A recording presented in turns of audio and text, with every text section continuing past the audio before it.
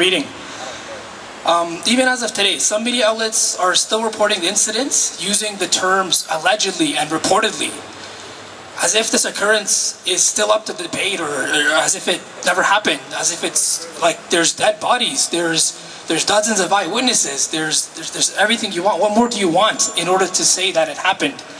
But I think the problem is that it's just too hard for Western media to accept that maybe, just maybe, NATO troops collectively, not individually, but collectively, are completely and solely responsible for this act of terrorism.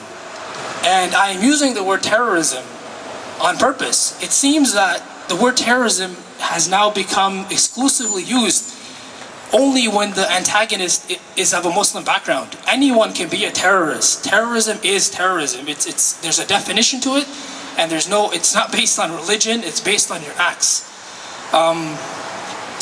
So terrorism is terrorism, whether it's carried out by a man with a beard and a turban and the Torah Bora, or whether it's the warlords that are still sitting in the parliament of Afghanistan, or whether it's the thousands of NATO troops in Afghanistan, or whether it's a statesman in a suit in the White House. Terrorism is terrorism. Call it what it is.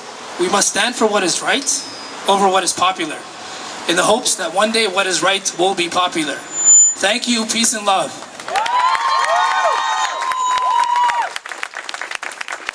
All right, thank you, Masoom. Next, I'd like to introduce Chris. He is an American veteran that served in Afghanistan, and this is his first time speaking out in an Afghan-led demonstration.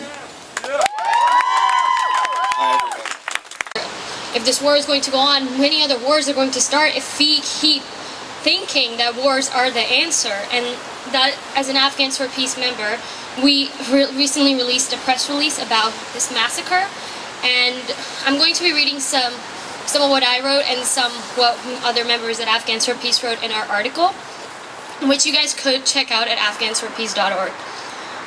Out of all the massacres American troops have committed under the name of humanitarian effort in Afghanistan, each has resulted in an immense amount of bloodshed.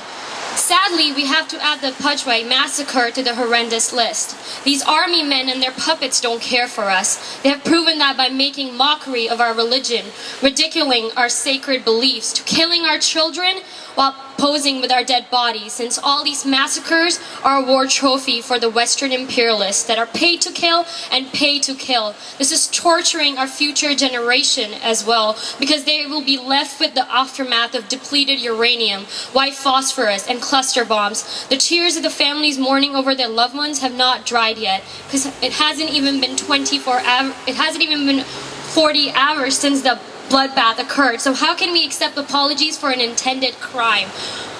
And our tears never will dry, because the blood splattered on the walls of our houses, the graves of our children, and the emptiness in our hearts will always be a reminder of the slaughter that took place to liberate us.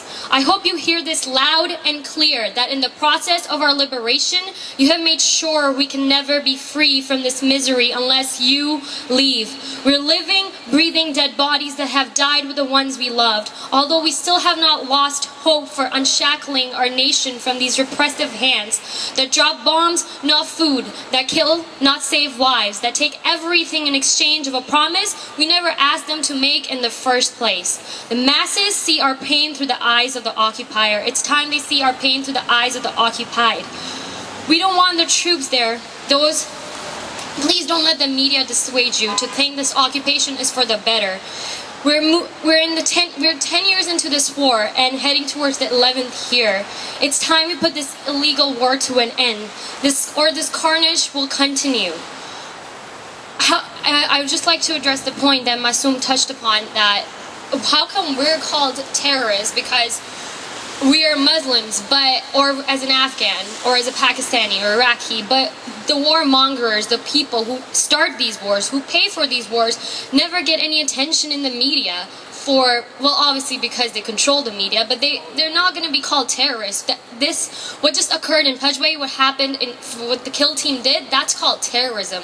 And that terrorism has been repeated for 10 years. And if we don't voice ourselves towards that right now, this will continue, and we don't want the apologies of these people who are apologizing because of a mistake of a lone rogue soldier. But that's what most soldiers do there. That's what they're taught to do. That's what they're trained to do.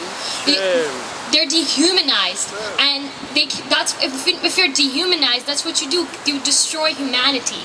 And if we really think this war is going to bring prosperity and restore humanity in Afghanistan, then I don't know how you could do that by killing a 2-year-old. A 2-year-old whose body was burned after he was killed. So I would just like to address that it's time Canadian and American citizens voice themselves, because it is their money that pays for these wars. We don't want blood in our hands, and no, I don't accept these apologies. Leave Afghanistan or this massacre, because this massacre is just a glimpse of what American imperialism is about. Thank you.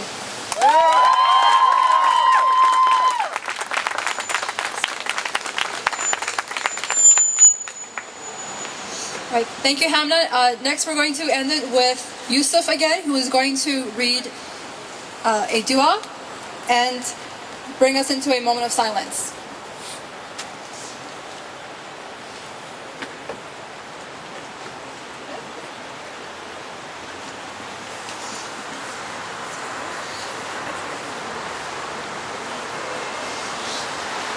Assalamu alaikum everybody again.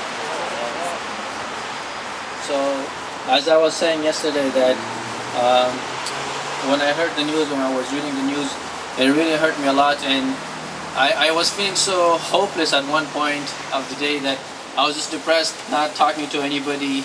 And then the only thing that I could have done was to turn to turn to Allah, because He's our only helper.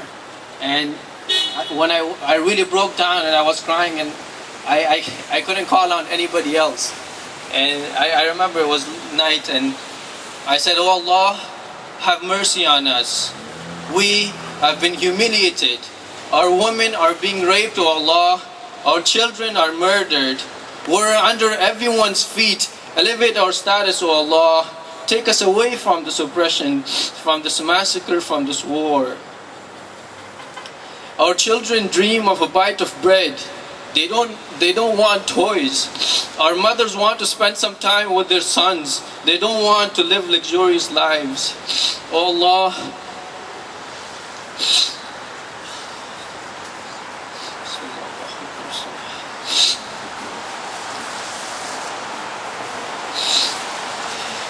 oh Allah, we're being hit from left and from right, and we have no one.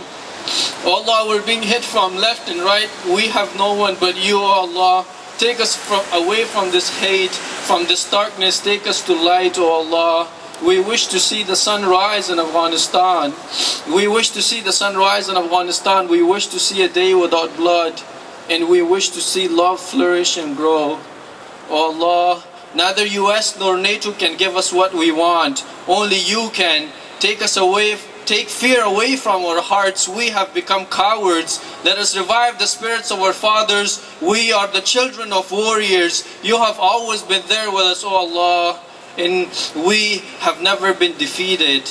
And now again, take us away from this hell of slavery to the heaven of freedom. O Allah, fill our empty hearts with your love. Fill in our lives with your love. Let us be children of love. Only love for you. Let us mumble love day and night like your birds do. Let us fly in freedom and away from the struggles, this oppression, this hate. And then the only thing I remembered was one of the last chapters of the Quran, which says, Bismillah ar-Rahman ar-Rahim, إِذَا جَاءَ نَصْرُ اللَّهِ وَالْفَتْحُ. When there comes the help of Allah and the victory, وَرَأَيْتَ النَّاسَ يَدْخُلُونَ فِي دِينِ اللَّهِ أَفْوَاجًا. And you see men entering the religion of Allah in companies. فَسَبِّحْ بِحَمْدِ رَبِّكَ وَاسْتَغْفِرْ إِنَّهُ كَانَ تَوَّابًا. Then celebrate the praises of your Lord and ask His forgiveness. Surely He's oft returning to mercy. And then after making myself read this, and I was saying that it was a moment of relief for me, because I spoke to the person that matters the most, and that's our Lord. We have no one to turn to right now. We have no friends, but we should not forget that we have Allah, and He's always with us. So for all the thousands and the millions of lives that was lost, and for the children yesterday, the children and women that were lost, we want to have a moment of silence, 1 second or 1 minute, 1 minute of silence right now.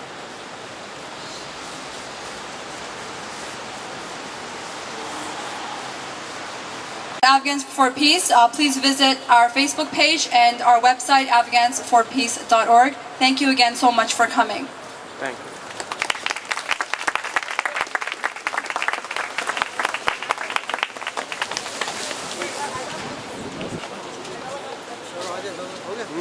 हो गया